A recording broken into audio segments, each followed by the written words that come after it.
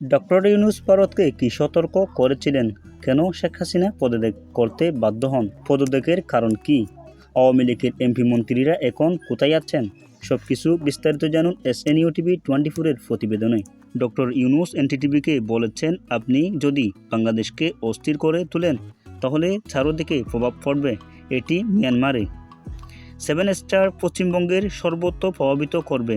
এটি একটি বিস্ফোরণের মতো হবে যা আশেপাশের পরিবেশকে প্রভাবিত করবে, বিশেষ করে মিয়ানমারে, কারণ আমাদের দেশে 10 লাখেরও বেশি রোহিঙ্গা বাস করে। অন্যদিকে শেখ হাসিনা পদত্যাগের সিদ্ধান্ত।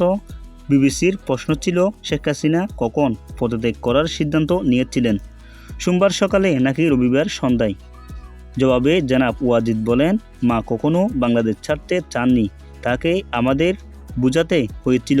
তিনি পদত্যাগের পরিকল্পনা করেছিলেন। তিনি সংবিধান অনুযায়ী বক্তব্য দিতে এবং ক্ষমতায় হস্তান্তর করতে চেয়েছিলেন। আওয়ামী লীগের এমপি মন্ত্রীরা এখন কোথায় আছেন? তবে বিদেশে থাকা কয়েকজনও ফিরে আসেন। 14 জুলাই দেশের অবস্থা দেখে বিদেশ থেকে ফ্লাইটে টিকিট কিনে ঢাকা ত্যাগ করেন বহু প্রভাবশালী ব্যক্তি। জানা গেছে, সোমবার পর্যন্ত শতাধিক মন্ত্রী, সংসদ নেতারা দেশ ছেড়েছেন। তারা রাশিয়া, যুক্তরাজ্য, কানাডা এবং সিঙ্গাপুর, অস্ট্রেলিয়া, ভারত, থাইল্যান্ড, চীন এবং দুবাইতে পাড়ি জমায়।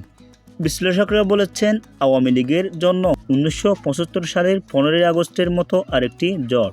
1975 সালে 15 আগস্ট সকালে আওয়ামী লীগ জানতে পারে যে শেখ মুজিবুর রহমান ও তার পরিবার হত্যা করা হয়েছে।